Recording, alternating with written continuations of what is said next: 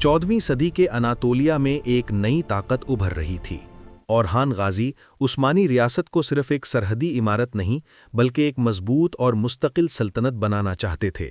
लेकिन इस रास्ते में सबसे बड़ी रुकावट सिर्फ बाज़ंतीनी सल्तनत नहीं थी बल्कि अनातोलिया की वो तुर्क रियासतें भी थीं जो समंदर और तिजारत पर अपनी गिरफ्त मजबूत रखना चाहती थीं। इन्हीं में से एक अहम रियासत कारासी बीलीक थी, जिसका असरो रसूख बालिकसेर, चाणककला और मरमरा के साहिली इलाकों तक फैला हुआ था।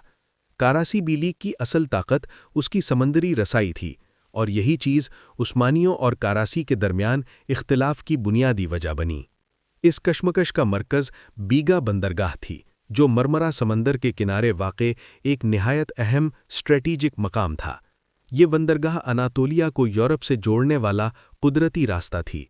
जो क़ुव्वत बीगा बंदरगाह पर काबिज़ होती, वो न सिर्फ तिजारत बल्कि फ़ौजी नक़्लो हरकत पर भी कंट्रोल हासिल कर लेती। औरहान गाज़ी बख़ूबी जानते थे कि अगर उस्मानियों को मुस्तक़बिल में यूरोप में कदम रखना है तो समंदर तक पहुँचना नागुज़ीर है। लेकिन कारासी बीलीक पहले ही बीगा बंदरगाह और उसके अतराफ़ के इलाकों पर काबिज़ थी और वो किसी सूरत उस्मानियों को बहरी ताकत बनता हुआ नहीं देखना चाहती थी। यही वजह थी कि दोनों रियासतों के दरमियान कशीदगी मुसलसल बढ़ती चली गई। इसी दौरान कारासी बीलीक के अंदर इक़्तिदार की शदीद कशमकश शुरू हो गई।